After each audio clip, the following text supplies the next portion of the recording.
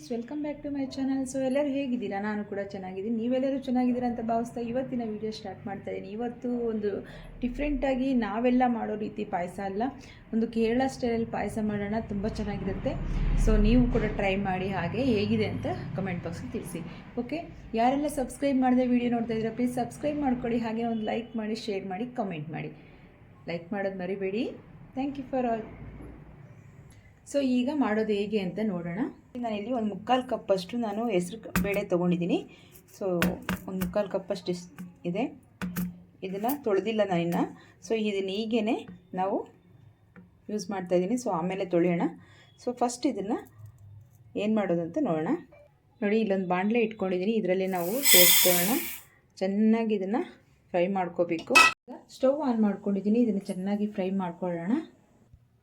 ಇದಕ್ಕೆ ಎಣ್ಣೆ ತುಪ್ಪ ಏನೂ ಹಾಕಬೇಡಿ, ಹಾಗೇ ಫ್ರೈ ಮಾಡ್ಕೊಳ್ಳಿ. ಸ್ವಲ್ಪ ಕಲರ್ ಚೇಂಜ್ ಆಗಬೇಕು, ನಮಗೆ ಆ ರೀತಿ ಫ್ರೈ ಆಗಬೇಕು.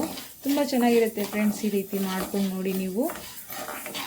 ಬರೀ ನಾವು ಯಾವಾಗಲೂ ಸೇಮಿಯಾ ಪಾಯಸ, ಸಬ್ಬಕ್ಕಿ ಪಾಯಸ ಈ ಥರ ಮಾಡ್ಕೋತಾ ಇರ್ತೀವಿ. ಹೆಸರುಬೇಳೆ ಪಾಯಸ ಕೂಡ ಇವನ್ ಮಾಡ್ಕೋತೀವಿ. ಸೊ ಇದೇ ಬೇರೆ ಥರ ಹೆಸರುಬೇಳೆ ಪಾಯಸ ಹೌದು, ಆದರೆ ಇದು ಡಿಫ್ರೆಂಟ್ ಬೇರೆ.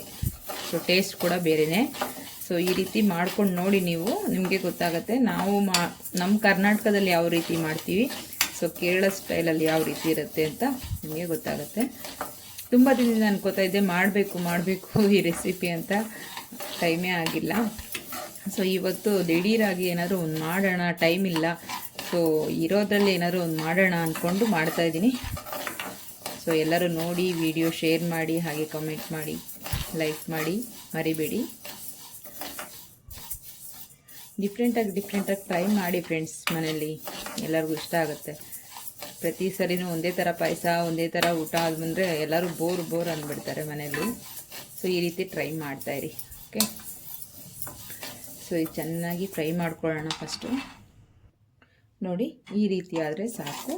ನೋಡಿ, ಫುಲ್ ಕಲರ್ ಚೇಂಜ್ ಆಗಿದೆ, ನೋಡಿದ್ರಲ್ಲ, ಈ ರೀತಿ ಕಲರ್ ಇರಬೇಕು. ಸೊ ಈ ಟೈಮಲ್ಲಿ ನಾವು ಸ್ಟವ್ನ ಆಫ್ ಮಾಡ್ಕೊಳ್ಳೋಣ. ಇದನ್ನು ತೆಕ್ಕೊಳ್ಳೋಣ. ಈಗ ನಾನು ಕುಕ್ಕರಲ್ಲಿ ಹಾಕ್ಕೊಂಡಿದ್ದೀನಿ. ಸೊ ಇದನ್ನು ಇವಾಗ ಒಂದು ಟೈಮ್ ವಾಶ್ ಮಾಡ್ಕೊಳ್ಳೋಣ. ವಾಶ್ ಮಾಡಿಬಿಟ್ಟು ನೀರು ಎಷ್ಟು ಬೇಕೋ ಅಷ್ಟು ಸೇರಿಸೋಣ. ಸೊ ನಾನು 3/4 ಕಪ್ಪಷ್ಟು ತೆಕ್ಕೊಂಡಿದ್ದೀನಲ್ವ ಬೇಳೆ. ಸೊ ಇದಕ್ಕೆ ನಾನು 2ರಷ್ಟು, ಅಂದರೆ ನಾವು 1 ಕಪ್ಗೆ 2 ಕಪ್ಪಷ್ಟು ನೀರು ಆ ಥರ ಸೇರಿಸಿ ಬೇಯಿಸ್ಕೊಳ್ಳೋಣ. ಈಗ ಕುಕ್ಕರಲ್ಲಿ ತೊಳ್ಕೊಂಡು ನೀರು ಹಾಕಿಟ್ಟಿದ್ದೀನಿ. ಈಗ ಸ್ಟವ್ನ ಆನ್ ಮಾಡ್ಕೊಳ್ಳೋಣ. ಸ್ಟವ್ ಆನ್ ಮಾಡಿದ್ದೀನಿ. ಸೊ 2 ವಿಸಿಲ್ ಅಥವಾ 3 ವಿಸಿಲ್ ಹಾಕ್ಸಿ ಸಾಕು ಅಷ್ಟೇ. ಸೊ 1 ಕಪ್ಗೆ 2 ಕಪ್ಪಷ್ಟು ನೀರನ್ನು ಸೇರಿಸಿ 2 ವಿಸಿಲ್ಸ್ ಹಾಕ್ಸಿ. 2 ಅಥವಾ 3 ಏನು ಪರವಾಗಿಲ್ಲ, ಜಾಸ್ತಿ ಆದರೂ ಪರವಾಗಿಲ್ಲ. ಈಗ ನಾನು ವಿಸಿಲ್ ಹಾಕಿದ್ದೀನಿ, ಕ್ಯಾಪ್ ಕ್ಲೋಸ್ ಮಾಡಿದ್ದೀನಿ. ಸೊ 3 ವಿಸಿಲ್ಸ್ ಆದಮೇಲೆ ಆಫ್ ಮಾಡೋಣ. ಅಷ್ಟರಲ್ಲಿ ನಾವು ಇನ್ನು ಅದಕ್ಕೆ ಏನೇನು ಬೇಕೋ ಅದನ್ನು ಸಾಮಗ್ರಿಗಳನ್ನ ರೆಡಿ ಮಾಡ್ಕೊಳ್ಳೋಣ. ಹಾಗೆ ನಾನು ಇಲ್ಲಿ ನೋಡಿ ಬೆಲ್ಲ ತೊಗೊಂಡಿದ್ದೀನಿ. ಇಷ್ಟು ಒಂದು 1/4 kg ಅಷ್ಟಿದೆ. ಇವಾಗ ಅದಕ್ಕೆ ನಾನು ಬೆಲ್ಲ ಕರಗೋ ಅಷ್ಟು ನೀರನ್ನು ಸೇರಿಸ್ಕೊಂಡು ನಾವು ಸೋಸ್ಕೋಬೇಕಾಗುತ್ತೆ. So first ಕರಗಿಸ್ಕೊಳ್ಳೋಣ. ಈಗ ನಾನು ಸ್ಟವ್ನ ಆನ್ ಮಾಡ್ಕೊಂಡಿದ್ದೀನಿ. ಬೆಲ್ಲ ಕರಗಲಿ. ಅಂದರೆ ಇವಾಗ 2-3 ವಿಸಿಲ್ ಆಗಿದೆ. ಸೊ ಇದನ್ನು ಸ್ಟವ್ನ ಆಫ್ ಮಾಡ್ಕೊಳ್ಳೋಣ. ಹಾಗೆ ನಮಗೆ ಬೆಲ್ಲ ಪಾಕ ಕೂಡ ಕರಗಿದೆ. ಈಗ ಆಫ್ ಮಾಡ್ಕೊಳ್ಳೋಣ ಅದು ಕೂಡ. ಹಾಗೆ ಪ್ರೆಷರ್ ಹೋಗೋ ಅಷ್ಟರಲ್ಲಿ ಕುಕ್ಕರು ನಾವಿಲ್ಲಿ ತೆಂಗಿನಕಾಯಿ ತುರಿ ಮಾಡ್ಕೊಂಡಿದ್ದೀನಿ. ನೋಡಿ, ಇಲ್ಲಿ ಒಂದು ದೊಡ್ಡ ತೆಂಗಿನಕಾಯಿ ತುರಿ ತೊಗೊಂಡಿದ್ದೀನಿ.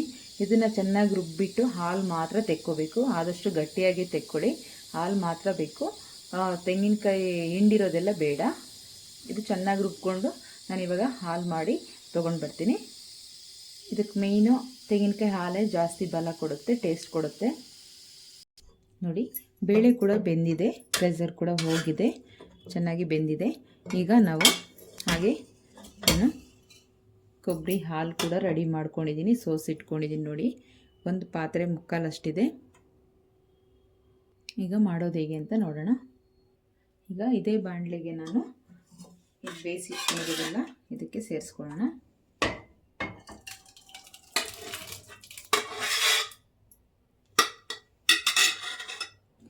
ಸ್ಟವ್ ಆನ್ ಮಾಡ್ಕೊಂಡಿದ್ದೀನಿ. ಈಗ ಇದು ಚೆನ್ನಾಗಿ ಸ್ವಲ್ಪ ಕುದಿ ಬರಲಿ. ಹಾಗೆ ಇನ್ನೊಂದು ಸ್ವಲ್ಪ ಅದರಲ್ಲಿ ಸ್ವಲ್ಪ ಡ್ರೈ ಆಗಿ, ಅಂದರೆ ನಾವು ಕ್ಲೋಸ್ ಮಾಡಿ ಬೇಯಿಸುವಾಗ ಸ್ವಲ್ಪ ನೀರಂಶ ಇರುತ್ತೆ. ಇವಾಗ ಇನ್ನೂ ಗಟ್ಟಿ ಆಗಿಬಿಡುತ್ತೆ.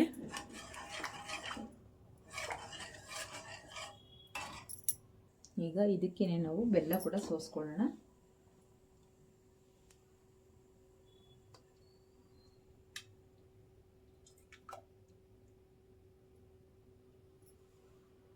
ನೋಡಿ ಇಷ್ಟು ಕಸ ಇದೆ, ಅದಕ್ಕೆ ಬೆಲ್ಲ ಕರಗಿಸಿ ಹಾಕಬೇಕು ಯಾವುದೇ ಸ್ವೀಟ್ ಮಾಡಿದ್ರು ಕೂಡ.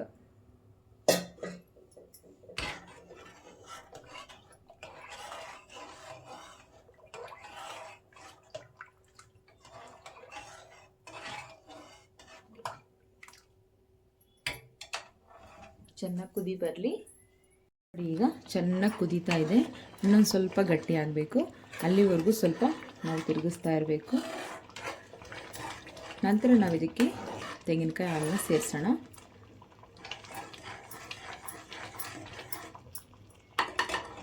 ಅಷ್ಟರಲ್ಲಿ ಅದು ಕುದೀತಾ ಇದೆ. ಸೊ ನಾವು ಅಷ್ಟರಲ್ಲಿ ಸ್ವಲ್ಪ ದ್ರಾಕ್ಷಿ ಗೋಡಂಬಿ ಎಲ್ಲ ಫ್ರೈ ಮಾಡ್ಕೊಳ್ಳೋಣ.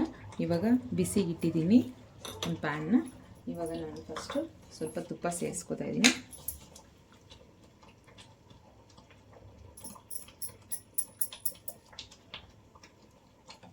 ಈಗ ತುಪ್ಪ ಸೇರಿಸ್ಕೊಳ್ಳೋಣ.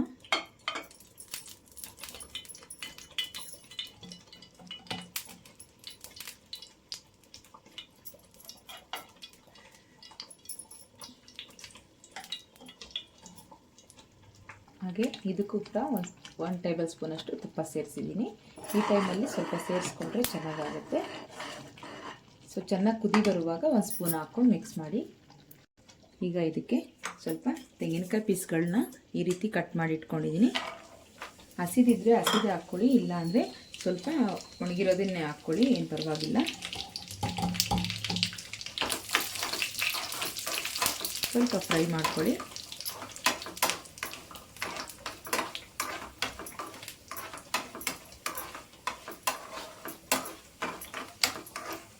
ಸ್ವಲ್ಪ ಕಲರ್ ಚೇಂಜ್ ಆಗಿದೆ. ಸೊ ಈಗ ನಾವು ಇದಕ್ಕೆ ಗೋಡಂಬಿ ಸೇರಿಸ್ಕೊಳ್ಳೋಣ.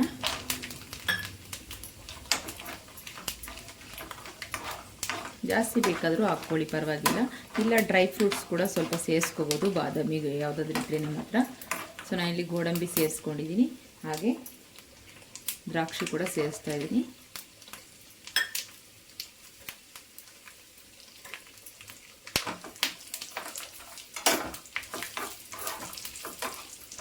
ಈಗ ಸ್ಟವ್ನ ಆಫ್ ಮಾಡ್ಕೊಳ್ಳೋಣ. ಈಗ ನಾನು ಇದಕ್ಕೆ ತೆಂಗಿನ ಹಾಲು ಸೇರಿಸ್ಕೊಳ್ಳೋಣ ಸ್ವಲ್ಪ. ಇವಾಗ ಸ್ವಲ್ಪ ಕಮ್ಮಿ ಆಗಿದೆ ನೋಡಿ, ಗಟ್ಟಿ ಆಗ್ತಾ ಇದೆ.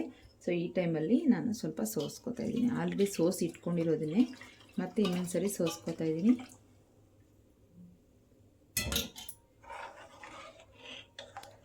ಇವಾಗ ಚೆನ್ನಾಗಿ ಸ್ವಲ್ಪ ಮಿಕ್ಸ್ ಮಾಡ್ಕೋತಾ ಇರಿ.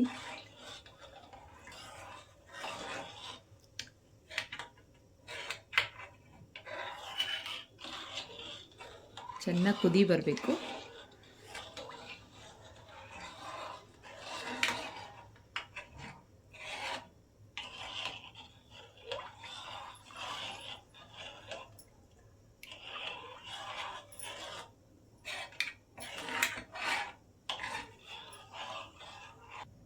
ಈಗ ನಾವು ಆಲ್ರೆಡಿ ಫ್ರೈ ಮಾಡ್ಕೊಳ್ಳುವಾಗ ತುಪ್ಪ ಇತ್ತಲ್ಲ, ಸೊ ಅದನ್ನು ಕೂಡ ಮಿಕ್ಸ್ ಮಾಡ್ತಾ ಇದ್ದೀನಿ ನಾನು.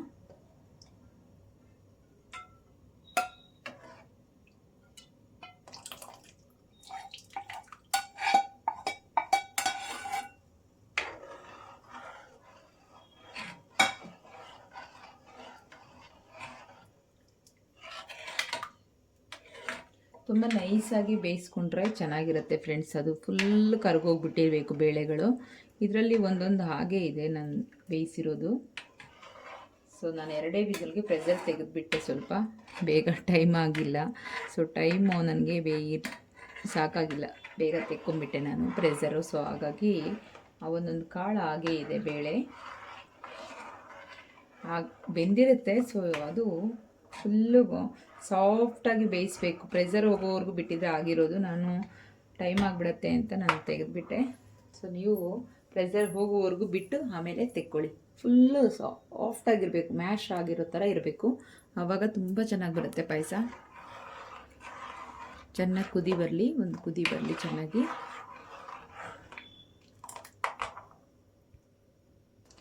ಈ ಥರ ಬರ್ತಾ ಇರುತ್ತೆ. ಸೊ ಇದನ್ನೆಲ್ಲ ನೀಟಾಗಿ ಇದನ್ನು ಮಾಡಬೇಕು.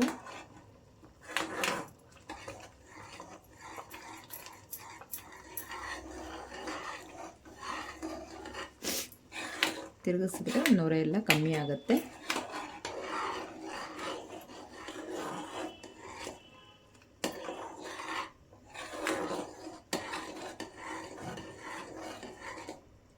ಒಂದಿನ 2 ದಿನ ಎಷ್ಟು ಇಟ್ಕೊಂಡ್ರು, ನಾವು 2-3 ದಿನ ಇಟ್ಕೊಂಡ್ರು ಏನೂ ಆಗಲ್ಲ ಫ್ರೆಂಡ್ಸ್, ಹಾಳೇ ಆಗಲ್ಲ. ನಾವೀಗ ಹಸಿ ಕೊಬ್ಬರಿ ಅದೆಲ್ಲ ಹಾಕಿ ನಾವು ಹೆಸರುಬೇಳೆ ಪಾಯಸ ಮಾಮೂಲಿಯಾಗಿ ಮಾಡ್ಕೋತೀವಲ್ಲ, ಸೊ ಆ ಥರ ಇರಲ್ಲ, ಇದು ಡಿಫ್ರೆಂಟಾಗೇ ಇರುತ್ತೆ. ಇದು ಕಾಂಬಿನೇಷನ್ ಕೂಡ ಇನ್ನೊಂದಿದೆ, ಅದು ಕೂಡ ಡಿಫ್ರೆಂಟೇ ಇದಕ್ಕೆ.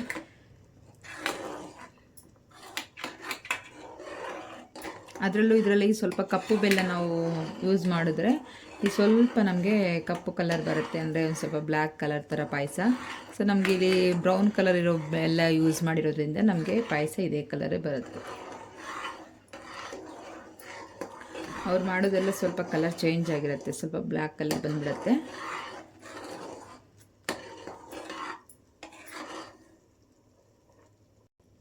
ಈಗ ನಾವು ಏಲಕ್ಕಿ ಪೌಡ್ರನ್ನ ಸೇರಿಸ್ಕೊಳ್ಳೋಣ.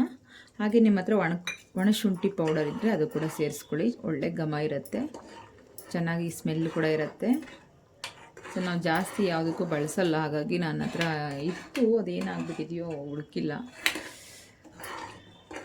ಒಣಶುಂಠಿ ಸುಮಾರಾಗಿತ್ತು, ಸೊ ಎಲ್ಲಿಟ್ಟಿದ್ದೀನೋ ಸಮಯಕ್ಕೆ ಸಿಗಲ್ಲ. ಇದ್ದರೆ ನೀವು ಅದನ್ನು ಕೂಡ ಪೌಡರ್ ಮಾಡಿಕೊಂಡು ಸ್ವಲ್ಪ ಹಾಕ್ಕೊಳ್ಳಿ, ಚೆನ್ನಾಗಿರುತ್ತೆ.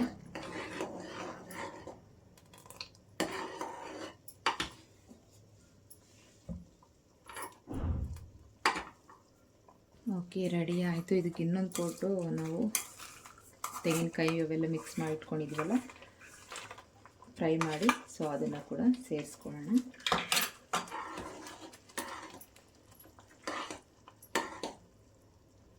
ಕಲರು ಅದು ಅವ್ರು ಮಾಡೋದು ಸ್ವಲ್ಪ ಬ್ಲ್ಯಾಕ್ ಕಲರ್ ಬರುತ್ತೆ, ನಾವು ಮಾಡೋದು ಸ್ವಲ್ಪ ಈ ಥರ ಇದೆ. ಅಂದರೆ ನಮ್ಮ ಸೈಡೆಲ್ಲ ಬೆಲ್ಲ ಈ ಥರದ್ದೇ ಸಿಗುತ್ತೆ. ಸೊ ಕಪ್ಪು ಕಲರ್ ಬೆಲ್ಲ ಇದ್ದರೆ ಅದನ್ನೇ ಬಳಸಿ. ನೋಡಿದ್ರಲ್ಲ, ಕೇರಳ ಸ್ಟೈಲ್ ಪಾಯಸ ರೆಡಿ ಆಯಿತು. ಆಮೇಲೆ ಸರ್ವ್ ಮಾಡಿ ನೋಡೋಣ. ಹಾಗೆ ಈಗ ರೆಡಿ ಆಯಿತು ಪಾಯಸ, ಬೌಲ್ಗೆ ಸರ್ವ್ ಮಾಡಿದ್ದೀನಿ. ಇದನ್ನು ನಾವು ಹೀಗೆ ತಿನ್ನೋದಲ್ಲ, ಇದಕ್ಕೆ ನಾವು ಇನ್ನೊಂದು ಮಿಕ್ಸ್ ಮಾಡ್ಕೊಂಡು ತಿಂದರೆ ತುಂಬ ಚೆನ್ನಾಗಿರುತ್ತೆ. ನಾನು ಕೂಡ ಟೇಸ್ಟ್ ಮಾಡಿದ್ದೀನಿ ಸುಮಾರು ಟೈಮು, ಸೊ ನಿಮಗೂ ಅದನ್ನು ಹೇಳ್ತೀನಿ ಯಾವ ಥರ ತಿನ್ನೋದು ಇದನ್ನು ಅಂತ ಹೇಳಿ. ನೋಡಿ, ಹಪ್ಪಳನ ಈ ರೀತಿ ಪುಡಿ ಮಾಡ್ಕೊಳ್ಳಿ. ಈ ರೀತಿ ಪುಡಿ ಮಾಡಿ ಹಾಕ್ಕೊಂಡ್ಬಿಟ್ಟು ತಿನ್ನಬೇಕು, ತುಂಬ ಚೆನ್ನಾಗಿರುತ್ತೆ. ನೀವು ಖಂಡಿತವಾಗ್ಲೂ ನಿಮ್ಮ ಮನೆಗಳಲ್ಲಿ ಟ್ರೈ ಮಾಡಿ ನೋಡಿ, ಎಷ್ಟು ಚೆನ್ನಾಗಿರುತ್ತೆ ಅಂತ ನಿಮಗೆ ಗೊತ್ತಾಗುತ್ತೆ. ಮಿಸ್ ಮಾಡದೆ ಮಾಡ್ಕೊಳ್ಳಿ. ಯಾವುದಾದ್ರೂ ನಿಮ್ಮ ಹಬ್ಬಗಳಿಗೆ ಯಾವುದೇ ಸ್ಪೆಷಲ್ ಇರಲಿ, ಇಲ್ಲ ಏನು ಸ್ಪೆಷಲ್ ಇಲ್ಲ ಅಂದರೂ ಪರವಾಗಿಲ್ಲ, ನೀವು ಟ್ರೈ ಮಾಡೋಕ್ಕಾದರೂ ಮಾಡ್ಕೊಂಡು ನೋಡಿ. ಎಷ್ಟು ಚೆನ್ನಾಗಿರುತ್ತೆ ಅಂದರೆ ಅಷ್ಟು ಚೆನ್ನಾಗಿರುತ್ತೆ. ಟೇಸ್ಟ್ ಮಾಡೋಣ ಇವಾಗ, ಹಾಗೆ ನೀವು ಕೂಡ ಮಾಡಿ. ತುಂಬ ಚೆನ್ನಾಗಿದೆ ಫ್ರೆಂಡ್ಸ್, ಮಿಸ್ ಮಾಡ್ಕೋಬೇಡಿ, ಟ್ರೈ ಮಾಡಿ. ನೋಡೋದಲ್ಲ ಫ್ರೆಂಡ್ಸ್, ಈ ವಿಡಿಯೋ ನಿಮಗೆಲ್ಲ ಇಷ್ಟ ಆಗಿದೆ ಅನ್ಕೊತೀನಿ. Thank you for watching.